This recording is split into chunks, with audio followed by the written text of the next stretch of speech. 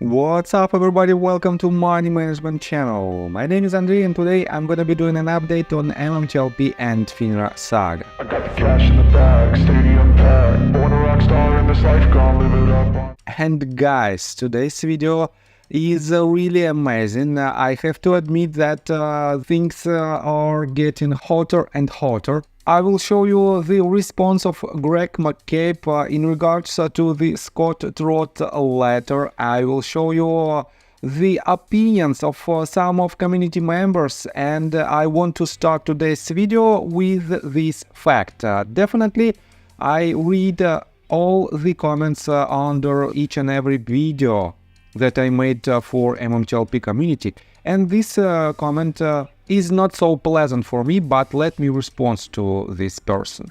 Embeds Impact 2742, and I'm sorry if I mispronounce your name, wrote this. Andy, who is the largest shareholder? Is it your buddies Basil and Scott? You are making a fool of your viewers who have lost a ton of money just so that you can make money. Why don't you publish the letter by Greg McCabe to Jennifer in regards to Scott and Basil? This is so sad. So let's start with this question. Why didn't I publish the letter by Greg McCabe? And the answer is very simple.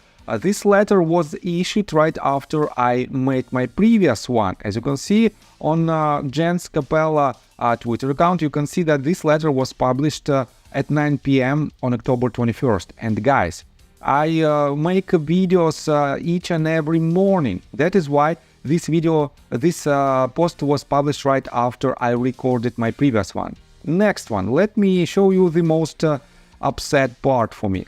I do these videos to make money. Guys, take a look right here. I want to show you at the very beginning of my video. Here is the list of MMTLP videos that I made on a daily basis. Let's take a look at the video of about 1000 views. On the analytics section, you can see that it brought me about $13.8. I've lost one subscriber on this video, and I have to say that each and every video takes me more than 4 hours of my work, and as you can see, I earn just less than $14. Let me show you more popular video. For example, this one, 1.4 thousand views, and if you take a look right here, you can see that this video brought me almost $18. So this means 1 hour of my work costs about $5. And guys,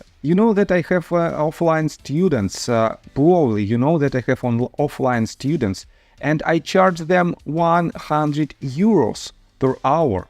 And this means this money is just dust on the road. It is more than 30 times less that I can earn through my main business. And that is why, guys, I don't try to benefit out of MMTLP community. I just want to help you. So, and let me show you for now the letter that was published by Greg McCabe, and this letter is the response of Greg McCabe in regards to Scott Traudt's allegations, and it was published by Jen Capella.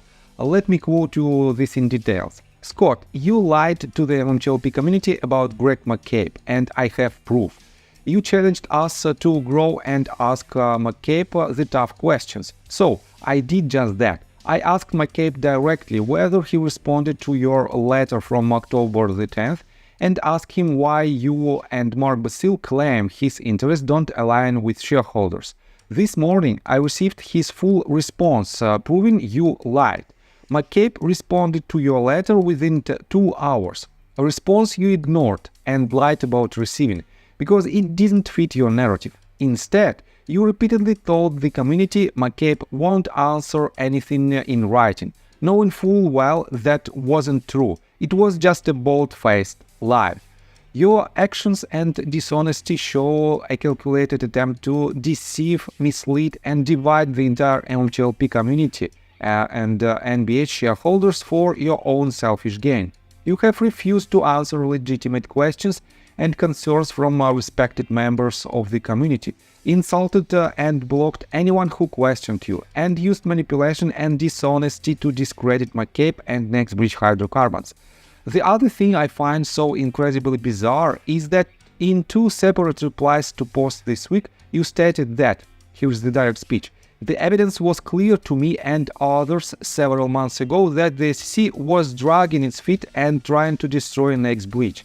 And another direct speech, you are only screwed if NBH goes bankrupt. These are actually 2 truthful statements you made. So why on earth do you feel turning the community against McCabe and further draining NextBridge of time and money to address legal actions is the answer. This is not the answer. The truth, as I see it, is clear, as stated in the response below. Greg McCabe's decisions are based on what benefits all 65,000 shareholders, not just a select few like you and Mark Basil's client. Both of you tried to pressure McCabe into self-serving actions that could potentially harm NBA shareholders. When he and the board of directors declined your request and took issue with the inferences in your letter, you desperately escalated with lies, attacks, insults, and legal threats. McCabe has a fiduciary duty to all shareholders and will not act in the interest of a few at the expense of the many. And that's why you and Mark Basil have made him your target. I'm going to end this post with another direct quote from you, Scott. This should tell you all you need to know. Here is Greg McCabe's full email response to me, and his response to your October the 10th letter proving you lied to the community. And guys, here is the screenshot of the letter. Let me read you from the very beginning till the very end, because it is very important to understand the narrative. So, Jennifer, a friend of mine says that when someone tells you who they are, you better listen. Through his words and actions, Scott Traudt has told me loud and clear that he is a man not to be trusted. To answer your first question, yes, I did respond to Scott's email of October the 10th. See my response below. For Scott to post that, I told him in a phone conversation that my interests were not aligned with the NextBridge shareholders is simply a bold-faced lie. What I told him was actually the exact opposite. My email response below should make it quite clear that Scott intentionally lied to the community. When someone is caught in such a blatant falsehood, you must consider his motivations. Keep in mind, my response to him was 11 days ago, when I still considered Scott merely an entertaining novelty act, and I wanted to help him as long as it didn't conflict with the best interests of all of my shareholders. Since my rejection of his request, he has gone off the rails and started proposing things that are irrational, spurious, and suspiciously detrimental to the NextBridge shareholders. As to your other question, ironically, my interactions with Scott followed virtually the same sequence of events that occurred with Mark Basil. They both asked for special favors from me that were to their singular benefit and could potentially damage my shareholders. Quite interesting statement, but I will not comment on this, at least for now. After I rejected these self-serving requests, Scott and Mark have both conducted themselves in a way that shows a complete disregard for NextBridge shareholders. Explain to me how one more frivolous lawsuit against NextBridge would possibly help shareholders. In my mind, Scott and Mark's actions can only mean one of two things. One, their fragile egos could not handle my rejection. Or two, they have been compromised. While we may never know the truth, their bizarre and downright illogical attacks against the company and me leads me to believe the latter. Again, when someone repeatedly makes outlandish and harmful attacks against NextBridge, you must consider their motivations. For Mark Basil to be compromised would not be a big shock to me. He appears to be a serial ambulance chaser, albeit a quite unsuccessful one. I think about it. What professional attorney would spend so much time on social media stirring up chaos and controversy in next bridge community. Simply pathetic and embarrassing. I can only surmise that he slept through his legal ethics class. Scott, on the other hand, really disappoints me if he has been compromised. I naively thought that Scott had a stronger moral compass. This was another failure on my part to adequately judge a person's true character. As to Scott's recent claims that I have not been responding to his asinine requests, that is actually correct. Now that I know his nefarious motives are counter to the benefit of my shareholders, he will not be getting any more responses from me, Greg. And guys, here is the original letter that was sent from Greg McCabe to Scott Traudt. As you can see, here is the email that Scott gave in his Twitter account. And here is the answer. Scott, I'm a big fan of yours and thoroughly enjoy reading your filings. By the way, guys, this answer was made on October the 10th.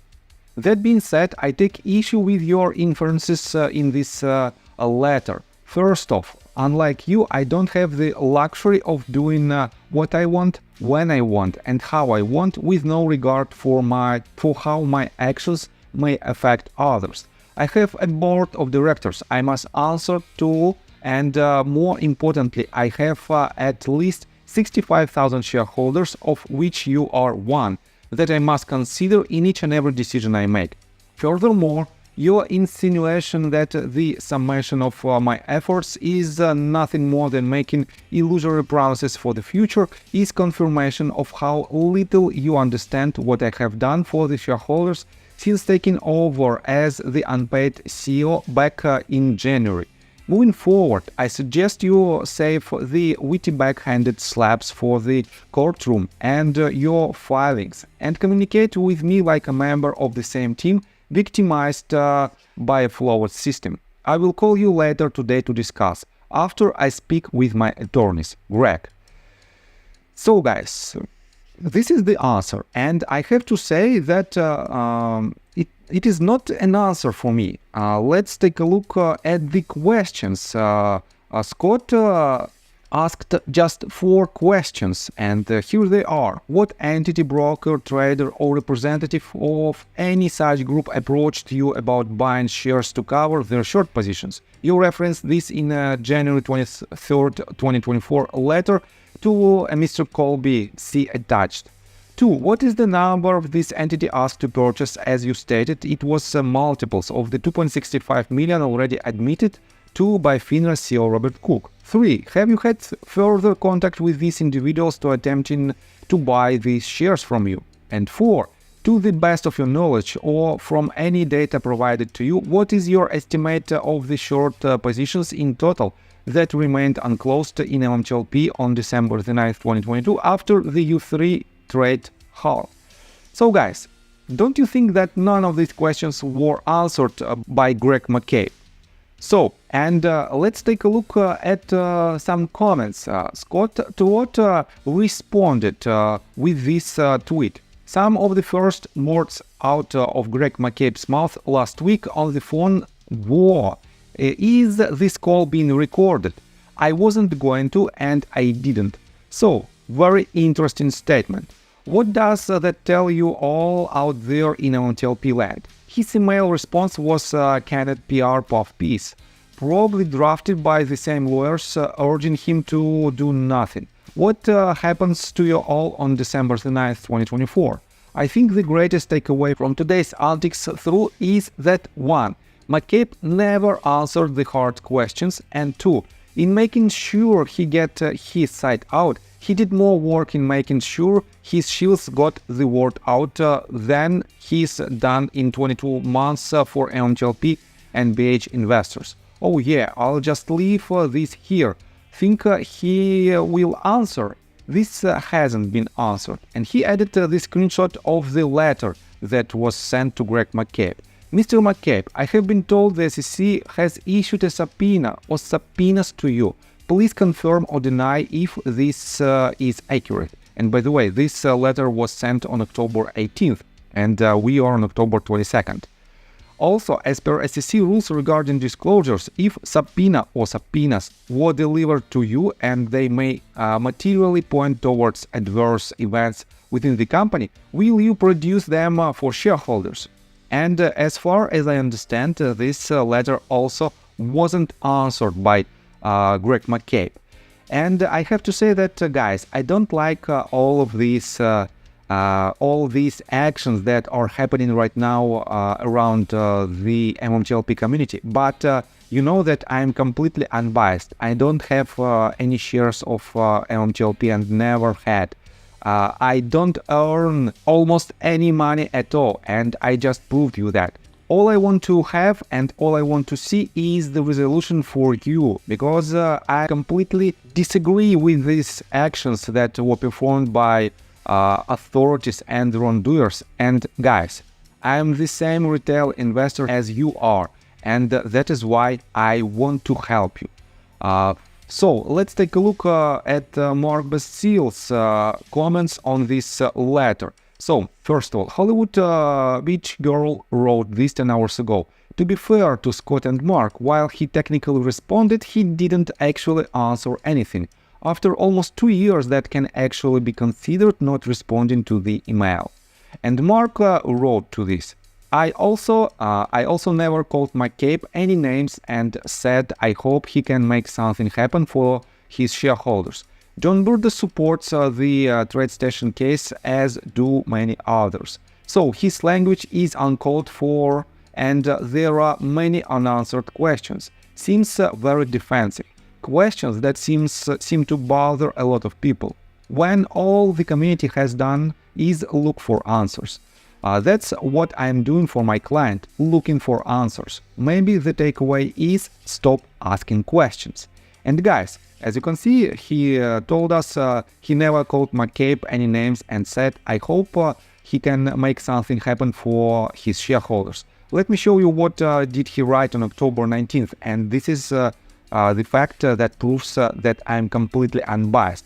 So, Scott Traudt wrote this on October 18th. McCabe told me in a phone call last week that his interests and ours don't align after I challenged him on a few things operationally.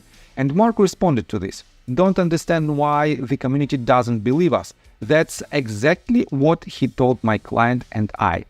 So, quite interesting statement. But at the same time, guys, take a look right here. Mark also added this. Good thing that I have witnesses who were on that call with Greg McCabe. We will get to the bottom of everything soon enough. As far as ambulance chaser, so-called ambulance chaser, is concerned, I hope everyone involved in MMTLP can clearly see the alignment between the company and the shields. I haven't made any money from this community, and any fees we do get from TS will likely be donated back to the veterans of the MMTLP community. Just the opposite of an ambulance chaser.